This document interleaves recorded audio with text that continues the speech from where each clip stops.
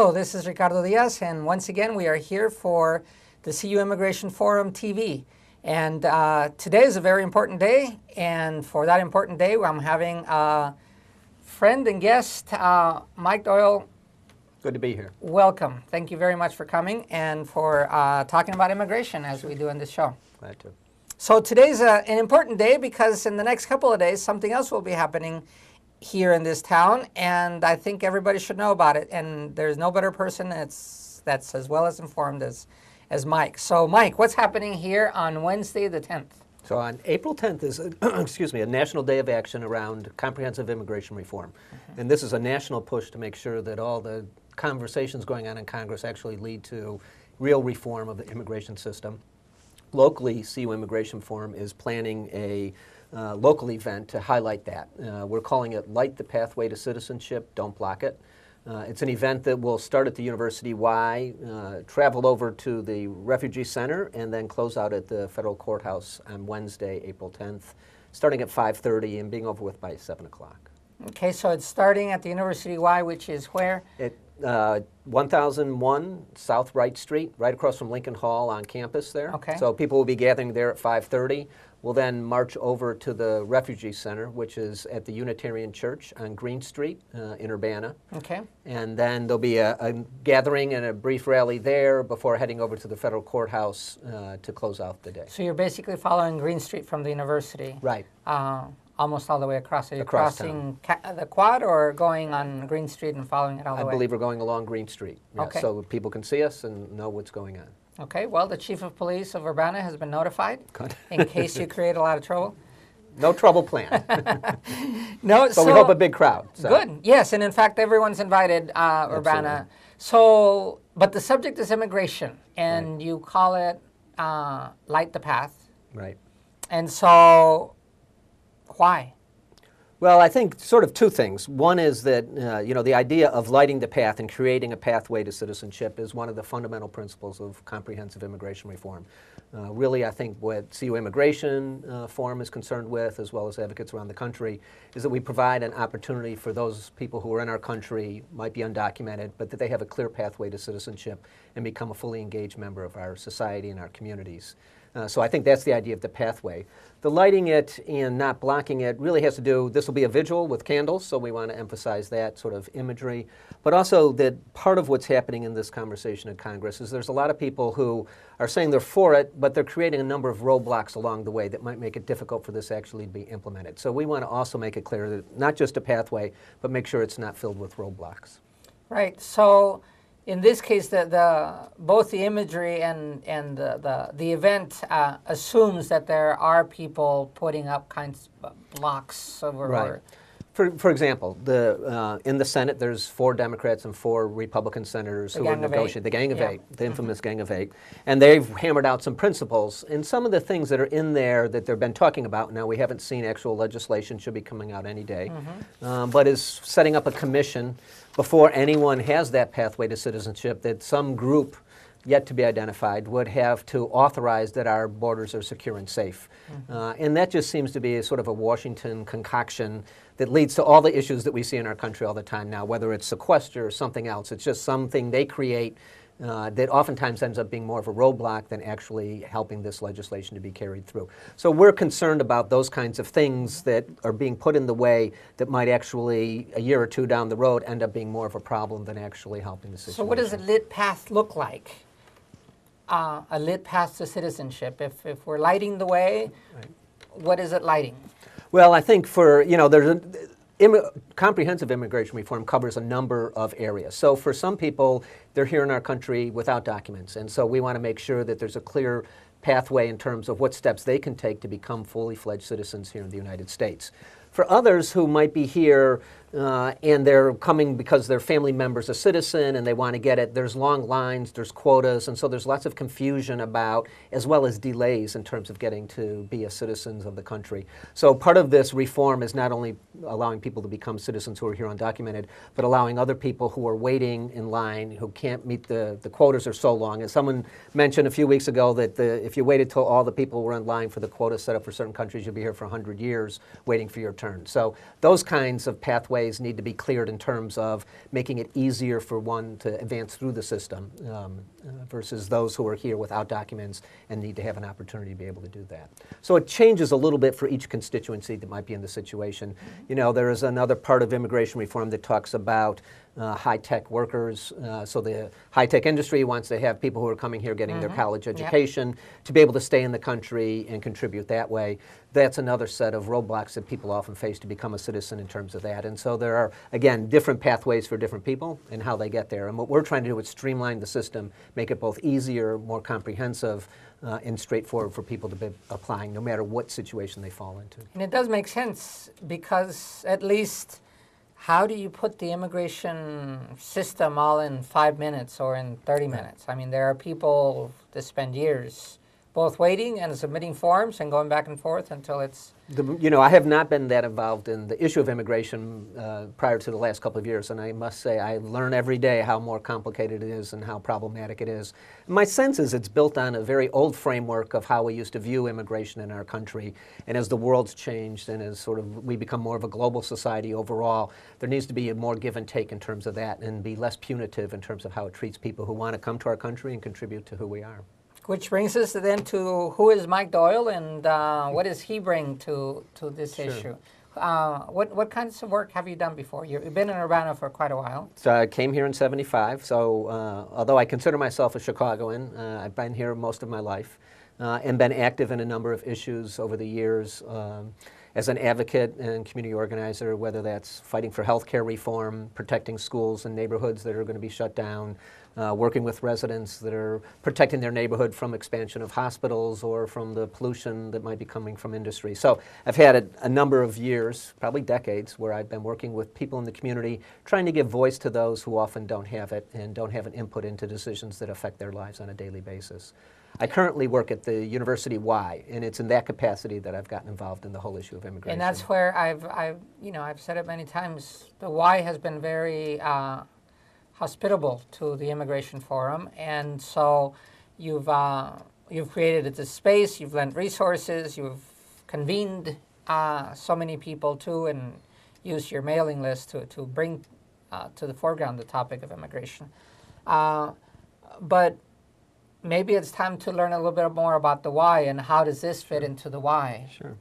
Well, and the way the Y, you know, it's interesting, the YMCA and the movement of Ys around the country and the world, immigration and welcoming people to communities was often one of its fundamental roles. Most people know of the Y these days as a swim or a gym where you go and exercise. But for the historical role of Ys, and one that the University Y has sort of kept front and center since we don't have a gym or a pool, has been this idea of bringing people together, creating a welcoming community. So it's part of our linear history of who the Y is internationally. In terms of the University Y and our most recent work on immigration, really evolved out of a group of students. One of our student programs, La Colectiva, had joined the Y and was working on the issue of the DREAM Act. And they were pushing for that. They were holding rallies on campus. And they came to me at one point and said, you know, we feel like we're having all this stuff and it's on campus and people are supportive, but we feel like we're sort of in a bubble. That here in this community, although we're on campus and people are supportive, there's a large growing immigrant population, a lot of them from Central America, Mexico, and a lot of these students from their Chicago heritage said we very much relate to what they're going through, but we have no connection with them.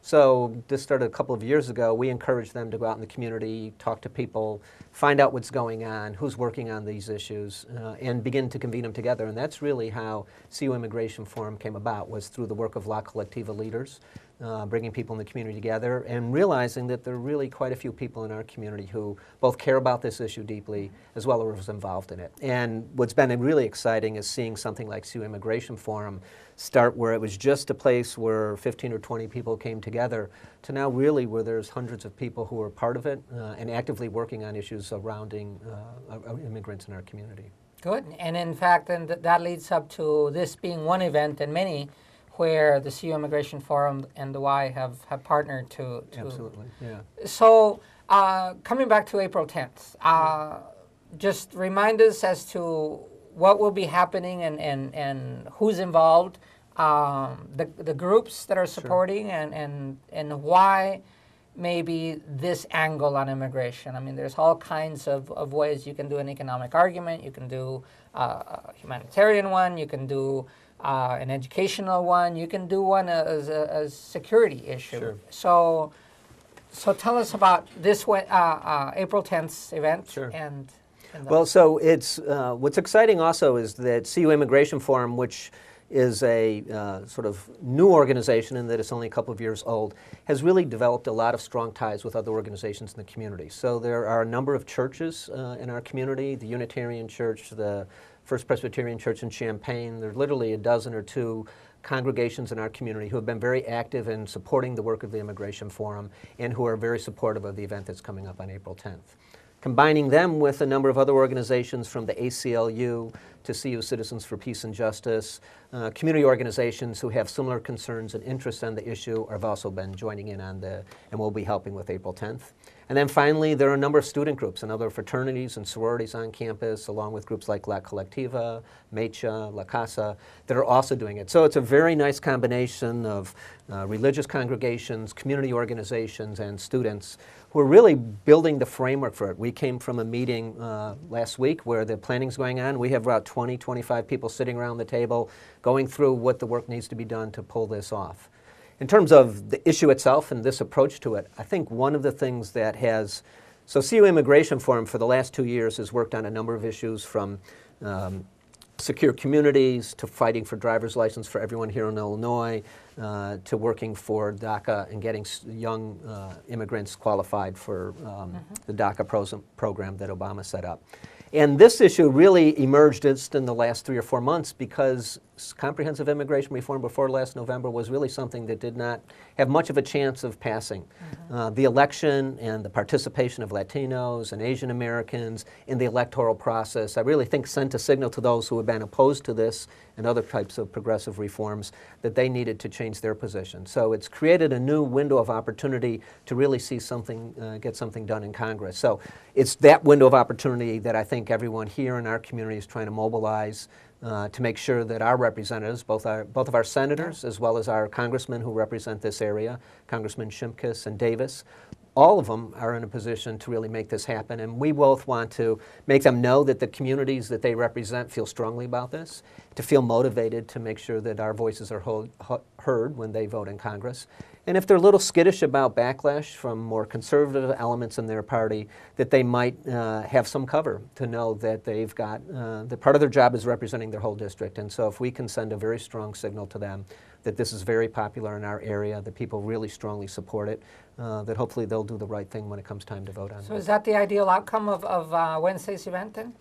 I think so. You know, I mean, Wednesday will be just one of several steps that we're taking on this. You know, a couple of weeks ago we had an event sort of training people about what is comprehensive immigration reform, what does it look like, what are the pieces of that. This will be sort of a kickoff of a more public event to put pressure on our elected officials to act. We're hoping to have both of our congressmen at an event later this year where they can hear directly from people and they can explain how they feel. But this whole push for comprehensive immigration reform is likely to run through the summer. So there'll be a number of other opportunities to keep doing this and to make sure that we get what we like to see out of it. So remind us for anyone joining right now, what does Wednesday look like and where can people join? Sure. So it starts right after work at 5:30 p.m. at the University Y. Some people are gathering there. And from the University Y, which is on Wright Street across from Lincoln Hall, they'll be marching over to the Refugee Center at the Unitarian Church on Green Street in Urbana. I believe it's at Birch and Green Street. There'll be more people converging from the community, joining up with the people who are coming from the Y for a short rally, hearing from speakers, from clergy, from students, from people who are going to be affected by this legislation and elected officials to sort of, again, show our support, and then a short walk over to the steps of the federal courthouse in Urbana to sort of close out the day and send the message that we want our government to accept our petition for comprehensive reform. So what kind of other preparations have gone into then creating the 10th, the community event that we'd like to see people participating in? Some kind, I mean, in terms of planning, this has been in the works now for probably about 6 weeks where we've been doing a number of things leading up to it, recruiting people. We have a working group that's been meeting every Monday for the last 3 or 4 weeks, identifying speakers, making all the arrangements, designing the posters, getting information out to the media. Posters, and in fact, I noticed you have one of the posters with you. We do, and they might be able to throw it up there. I'll hold it up briefly, but it's, again, light the path to citizenship, don't block it. Again, the idea that we want to create a clear path that people can become citizens of our country.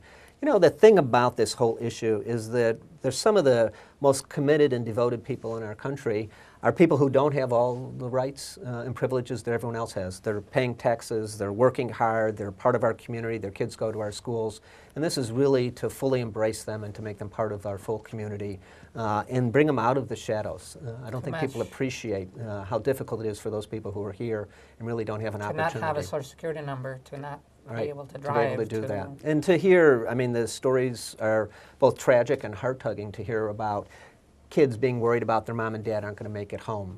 One of our earlier issues with getting driver's license for everyone in Illinois, not having that driver's license was often a reason why people will get picked up by the police and then start deportation proceedings. So trying to do it step by step, I think this next step is really a very important one in terms of legal parts of it.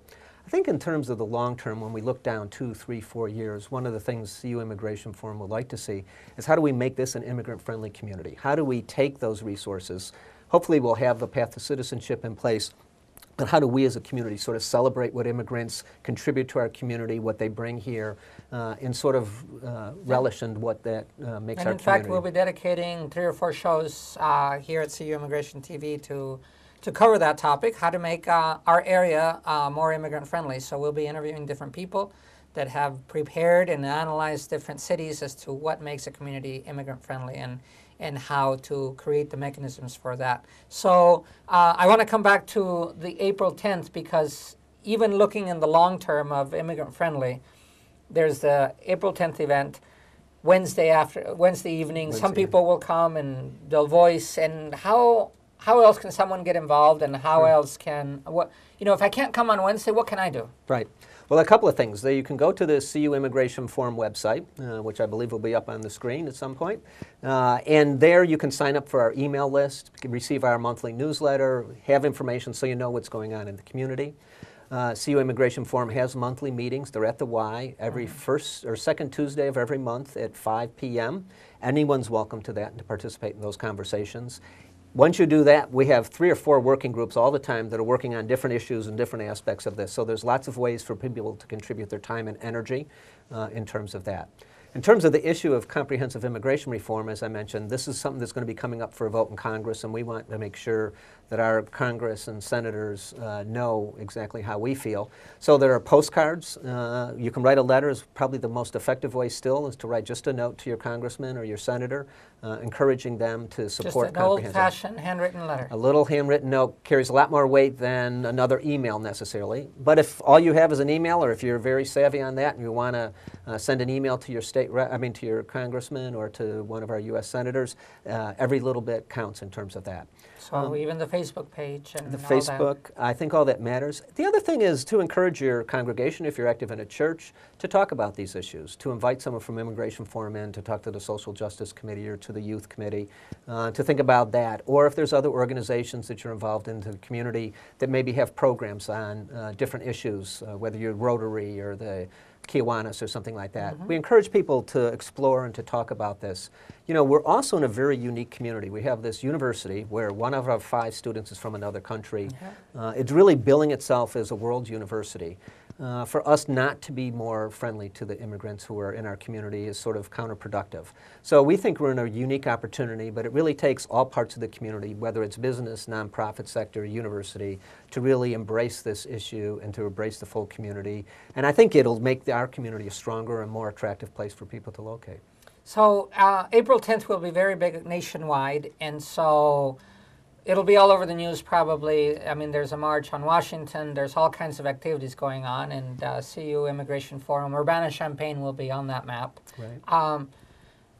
What is the one takeaway that people should have as they look at the national scene and relate to their daily life here in Urbana, in Champaign? Well, you know, I think for a lot of people, this is not an issue that they think of every day.